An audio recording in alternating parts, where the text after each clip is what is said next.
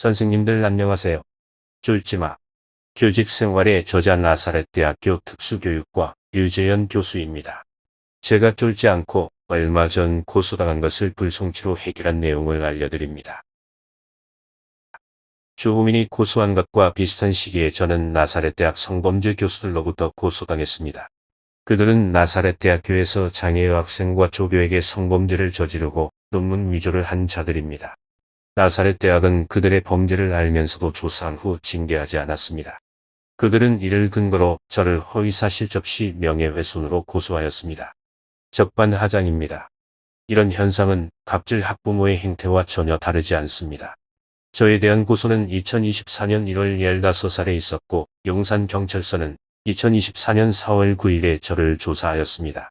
주호민이 저를 명예훼손, 모욕, 스토킹, 무고죄로 고소한 사건을 아실 것입니다. 그에 대한 용산경찰서 조사는 2024년 4월 17일과 22일 두 번에 걸쳐서 있었습니다. 그러니까 저는 4월에만 3차례 용산경찰서 수사세팀과 내 팀에서 모두 20시간 넘는 강도 높은 조사를 받은 것입니다. 아직 주호민이 고소한 결과는 저에게 통보되지 않았습니다.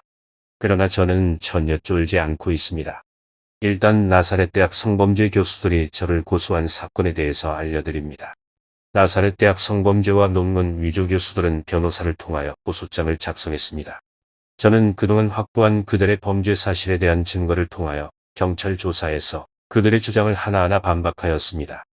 그 결과 2024년 5월 17일에 용산경찰서는 저에게 불송치로 사건을 종결하였습니다. 학부모로부터 고소를 당하면 왜 고소당했는지 생각하십시오. 관련 증거를 충분히 확보하십시오. 핵심 증거는 꼭 확보하여야 합니다. 남이 해주지 않습니다. 누군가가 나서서 도와주리라는 낙관하지 마십시오.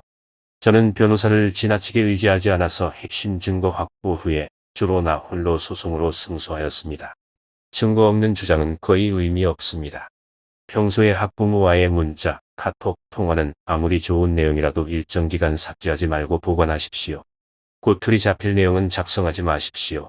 언제 돌변할지 모르는 것이 갑질 학부모 혹은 그렇게 될 가능성이 높은 학부모들의 전형적인 특징입니다. 서둘러 모범 답안 형식으로 답변하지 마십시오. 혹시라도 소송을 당하면 어떻게 답변하는 것이 유리한지를 우선 고려하여 답변하십시오. 객관적 증거가 확보되면 쫄지 않고 견디는 것이 중요합니다. 교사는 지적 능력이 상대적으로 높습니다. 공감 능력도 높습니다. 상대를 이해하려고 합니다. 그래서 설마 이런 것까지 문제 삼겠어라며 고소한 상대도 자신과 비슷하리라 착각합니다. 고소를 당했다면 인간적인 기대는 거의 하지 않는 것이 좋습니다. 그런 기대가 예상되는 학부모라면 교사를 고소하지 않습니다.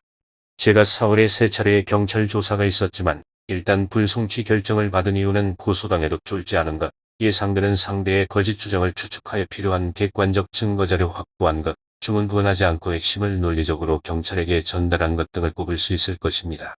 더욱 자세한 내용들은 연수를 신청하시면 더 상세히 알려드리겠습니다. 쫄지마.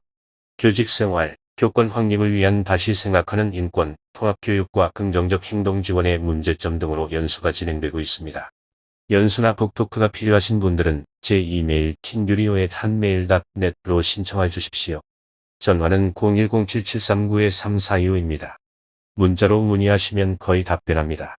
연수가 중복되지 않으면 가급적 선생님들의 요청에 제가 맞춥니다. 강사료는 규정대로 하면 됩니다. 저를 고소한 성범죄 교수들은 곧 강제로 학교를 떠날 것 같습니다. 연수 등에서 말씀드리고 싶습니다. 감사합니다.